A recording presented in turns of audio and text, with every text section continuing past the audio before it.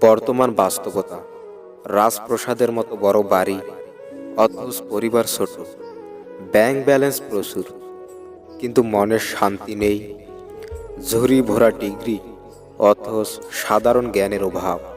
হাতে দামি ঘড়ি, অথচ সময়ের অভাব। প্রচুর ফেসবুকে বন্ধু, কিন্তু বিপদে খোঁজ নেবার কেউ নেই। এই পৃথিবীতে নিজেকে খুশি রাখার 60টি উপায়। নাম্বার 1, মায়া ত্যাগ করুন। নাম্বার 2, অতিরিক্ত আশা ছেড়ে দিন। নাম্বার 3, টাকা ইনকাম করতে শিখুন। নাম্বার 4, নিজেকে সময় দিন। নাম্বার 5, চিন্তা করা বাদ দিয়ে হাসি খুশি থাকুন। নাম্বার 6, মিথ্যা ভালোবাসার পিছনে ছুটবেন না। নাম্বার 7, যা কিছুই হোক না কেন নিজেকে বলতে শিখুন, কিছুই হয়নি, সব কিছু ঠিকঠাক। বোকারা আছে বলেই পৃথিবীটা টিকে আছে। যারা চালাক তারা এই বোকাগুলোর উপরেই নির্ভরশীল। বোকারা নিঃস্বার্থভাবে কাজ করে যায়, আর চালাকেরা সেই ক্রেডিট নিজের নাম করে চালিয়ে দেয়। জীবনে যদি তুমি এমন কিছু পেতে চাও যেটা তুমি আগে কখনো পাওনি, তাহলে তোমাকে তার জন্য এমন কিছু করতেও হবে যেটা তুমি আগে কখনো করনি। কাউকে জীবন থেকে সরিয়ে দেওয়ার প্রথম লক্ষণ কথা না বলা। কাউকে জীবন থেকে সরিয়ে দেওয়ার দ্বিতীয় লক্ষণ ব্যস্ত আছি, পরে কথা বলছি। এরপরে অজুহাতের শেষ থাকে না। জীবনটা ছোট্ট, কিন্তু ভালোবাসা ছোট্ট নয়। খুচরা পয়সার শব্দ বেশি হয়, কিন্তু বড় টাকার কোনো শব্দই হয় না। মানুষ চেনা কঠিন, কিন্তু মানুষকে ভুল বোঝা কঠিন নয়। ভাগ্য সত্যিই বড় রহস্যময়। কার জীবনে কখন যে কি ঘটবে তা কেউ জানে না।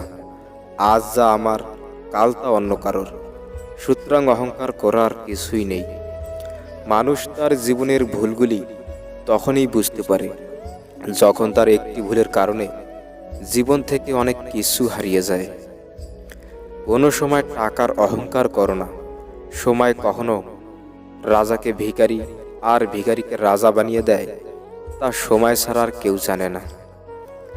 আজকের দিনে ভদ্র মানে তুমি ভীতু, নিরীহ মানে তুমি দুর্বল, সৎ মানে তুমি বোকা, আর স্পষ্ট বক্তা মানে তুমি শত্রু। এই পৃথিবীতে কেউ তোমাকে স্বার্থ ছাড়া ভালোবাসে না। স্বার্থ ছাড়া ভালোবাসে শুধু তোমার মা বাবা। আপনি মানুষের আসল চেহারা তখনই দেখতে পাবেন যখন আপনি তার জন্য আর কোনো কাজেই আসবেন না।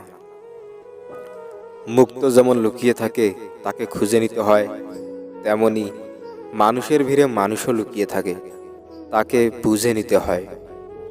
হারানোর ব্যথা সেই বুঝে যে পেয়েও হারিয়েছে। বিচ্ছেদের যন্ত্রণা সেই বুঝে যে প্রচুর ভালোবেসেছে। সব আঘাতের প্রতিশোধ নিতে নেই, কিছু আঘাতের বিচার সৃষ্টিকর্তার উপর ছেড়ে দিতে হয়। জীবনের সবচেয়ে বেদনাদায়ক ব্যাপার হচ্ছে তাকে বিদায় জানানো, বলাটা যার সাথে কেউ সারা জীবন কাটাতে চায়। কিছু কিছু মানুষ আছে যারা অন্যকে টিস্যু পেপার মনে করে, নিজের প্রয়োজনে ব্যবহার করে, প্রয়োজন শেষে ছুঁড়ে ফেলে দেয়। জীবনের সবচেয়ে পছন্দের জিনিসগুলো হয়তো অভেদ, নয়তো নিষিদ্ধ, হয়তো দামি, নয়তো অন্য কারোর। নিজেকে নিজেই টেনে তুলতে হবে। কেউ আসবে না ভরসা হতে। যদি কেউ আসে তবে হয় তোমাকে ভেঙে দেবে, না হয় দুর্বল করে দেবে। যা পেয়েছো তা সহজে হারিও না, যা হারিয়েছো তা ফিরে পেতে চেও না। যা পাওনি ভেবে নিও তা কখনোই তোমার ছিল না। প্রতিটা অপমানের প্রতিশোধ নিতে শেখো, নিজেকে তার চেয়ে বেশি উন্নত ও প্রতিষ্ঠিত করে। ভয়কে সাথে নিয়ে চললে সহজ কাজও কঠিন মনে হয়। নিজের উপর বিশ্বাস রাখো, আর ভয়কে দূরে রাখো। তোমার পরিশ্রমের মূল্য ঠিক পাবে। জীবনের গুরুত্বপূর্ণ সিদ্ধান্তগুলো কখনো অন্ধবিশ্বাসের উপর ছেড়ে দিতে নেই। কিছু বিশ্বাস সারা জীবনের জন্য কান্না হয়ে দাঁড়ায়। সবাইকে অপমানের জবাব চর মেরে দেওয়া যায় না। মাঝে মাঝে যোগ্য জবাব কাজের মাধ্যমেও দিতে হয়। যখন মানুষ তোমাকে পাগল বলবে তখন মনে রাখবে, শ্রেষ্ঠ চিন্তা কখনো সাধারণ মস্তিষ্ক থেকে আসে না। জীবনে ভুল করাও দরকার, ঠিকঠাকে উপলব্ধি করার জন্য। তোমাকে শক্তিশালী হতে হবে এই কারণে নয় যে তুমি কারো উপর চাপ সৃষ্টি করতে পারো, বরং এই জন্য যাতে কেউ তোমার উপর অন্য কেউ চাপ সৃষ্টি করতে না পারে। পৃথিবীর বেশিরভাগ মানুষ একটা মারাত্মক রোগে আক্রান্ত, সেটা হলো অজুহাত দেওয়া। আর এই রোগ থেকে পরিত্রাণ পাওয়ার যে চেষ্টা, সেটার নামই হলো সাফল্যের সিঁড়ি। জীবনে একা চলতে শিখিয়ে নিতে হয়, কারণ ভিড় হয়তো সাহস যোগায়, কিন্তু পরিচয় কেড়ে নেয়। যদি তুমি তোমার জীবনের গুরুত্বপূর্ণ সিদ্ধান্ত না নাও, তবে অন্য কেউ তোমার জীবনের সিদ্ধান্ত নেবে। নিজের মানসিকতায় পরিবর্তন নিয়ে এসো, সব কিছু পরিবর্তন সহজ মনে হবে। কান্না পাচ্ছে কেঁদে নাও, কিন্তু চোখের জল শুকিয়ে যাওয়ার আগে আবার সাহস করে উঠে দাঁড়াও। একজন কতটা উত্তম সেটা তার চেহারায় নয়, বরং কথার মাধ্যমে ফুটে ওঠে। পৃথিবীতে সবাই ধোয়া তুলসী পাতা, শুধু তুলসী গাছে যে পানি দেয় সেই খারাপ। বাস্তবতা এমনি, কিছুই করার নেই। আল্লাহর ভয়ে তুমি যা কিছু ছেড়ে দিবে, আল্লাহ তোমাকে তার চেয়ে উত্তম কিছু অবশ্যই দান করবেন।